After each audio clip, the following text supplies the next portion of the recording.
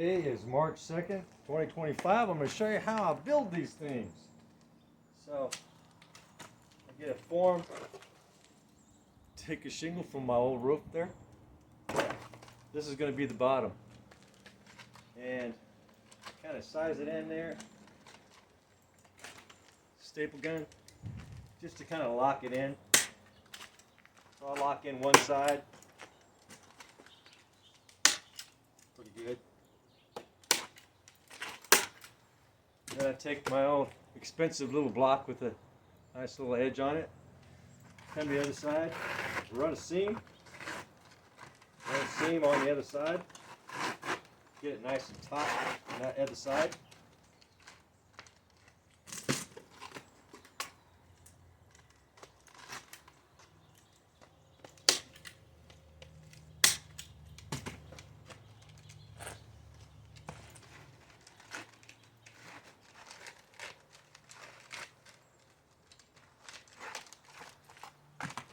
That, I got a crease. It's all creased up, and so then just trim off the excess.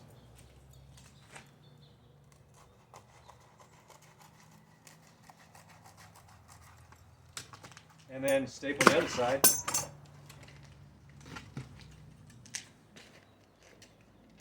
Get that kind of lined up in the bottom. Get the other side lined up. And just all the way down the board.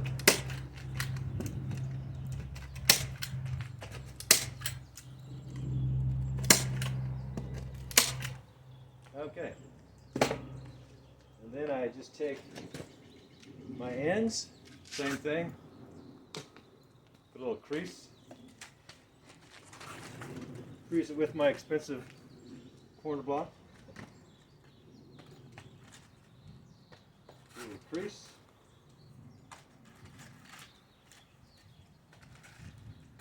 And then staple it in.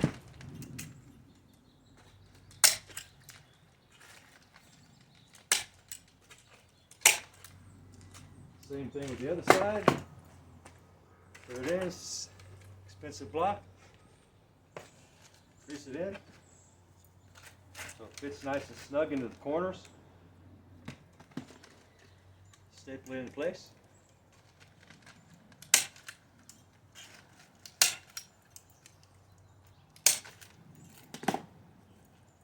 Then grab my sides. Oh, I just happen to have some cut. Ain't that just special?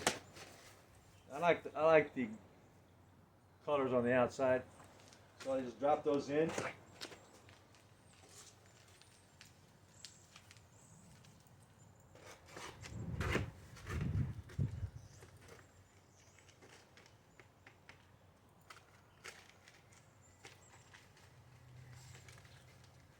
That one's a little too long.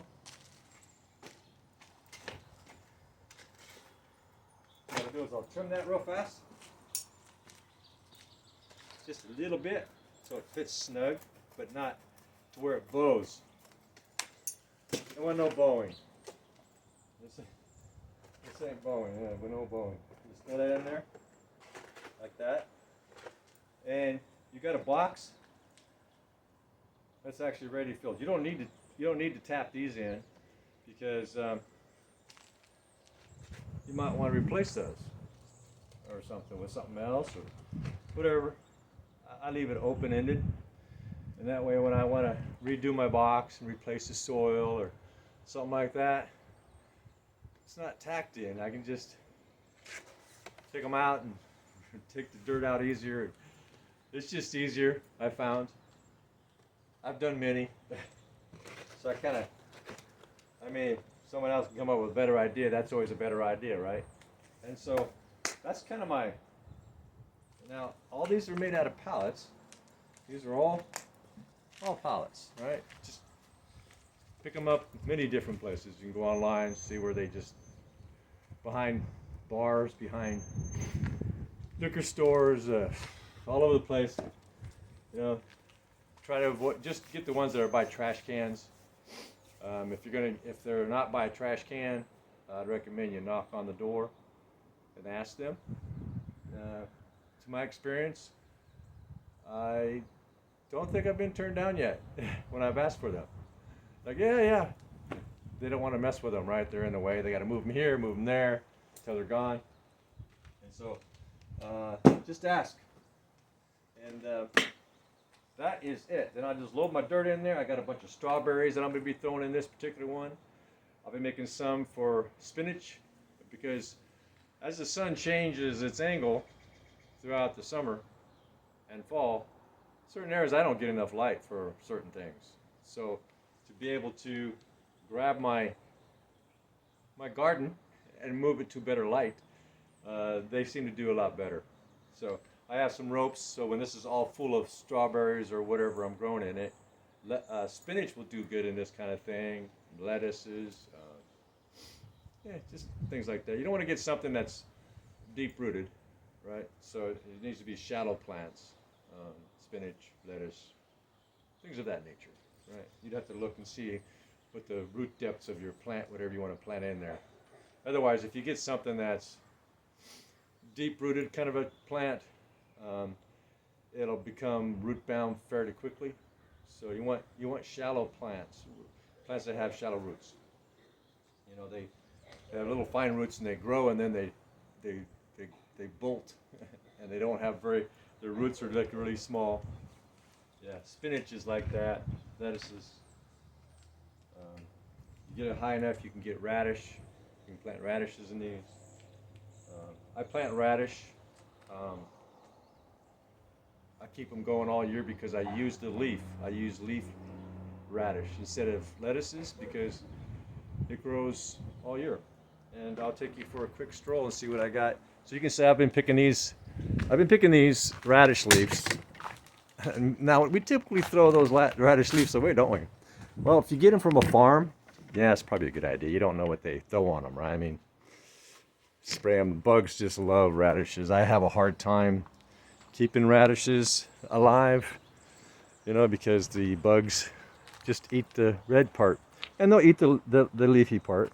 But this is March, and this is my radish. Now they don't have any radishes at the bottom. They're just sticks at the bottom. They're hard, right? It's all hard. But I get all the lettuce I want. Radish leaf lettuce. It tastes like kind of like radishes. The nutrients is about equivalent to spinach. Who knew, right? Who knows that stuff? So yeah, my kale has been dwindled down quite a bit. Yeah, I had some last night. Did I have some radish last night? Leaf? Yes. Do I have that stuff more? And here's I have it most nights. So here's these